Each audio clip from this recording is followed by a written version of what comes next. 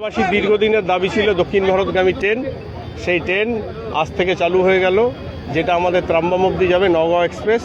এবং আগামী দিনে আমাদের লক্ষ্য থাকবে, ডালখোলাবাসীর আরও একটা ডিম্যান্ড রয়েছে, সেটা হচ্ছে দেওঘরের ট্রেন।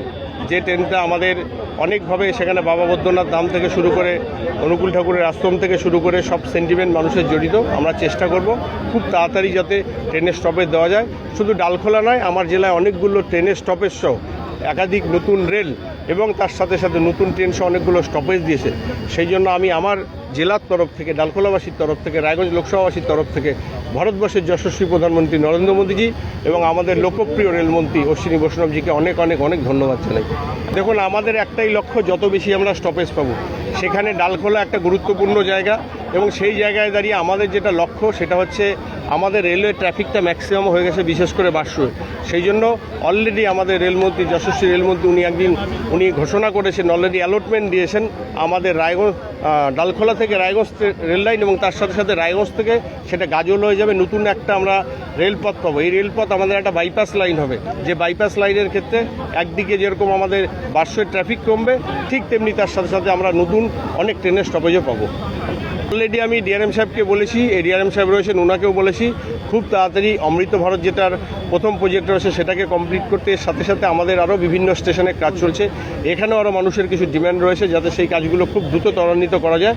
তার জন্য অমৃত ভারত প্রকল্পটাকে ইমিডিয়েট আমরা কমপ্লিট করার জন্য বলেছি আমাদের ডিপার্টমেন্টকে। বলছি, এই কাজে রাধিকাপুর থেকে শুরু করে একদম আলুয়াবাড়ি অবধি প্রতিটি স্টেশন, ছোট হোক বড় হোক, এবং যেখানে অমৃত ভারত কাজ চলছে, আমি ডিআরএম সাহেব, এডিআরএম সাহেব সবাই আমরা একটা ভিজিট করবো, অফিসিয়াল ভিজিট।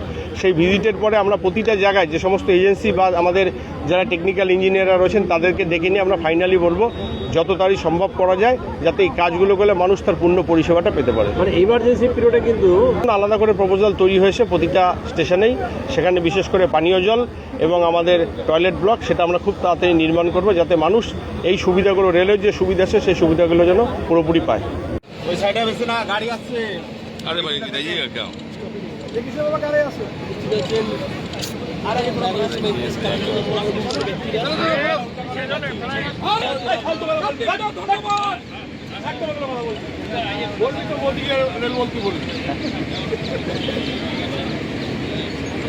ডালখোলাবাসী এবং ডালখোলা পার্শ্ববর্তী এলাকার জন্য সুখবর আসছে। ডালখোলা রেল চালু হয়ে গেল।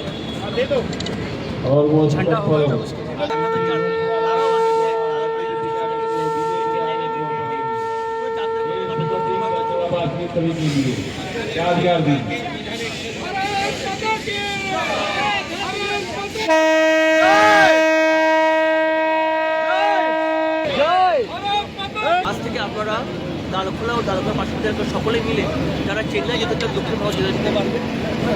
এখন তো প্রতিষ্ঠা ডালখোলা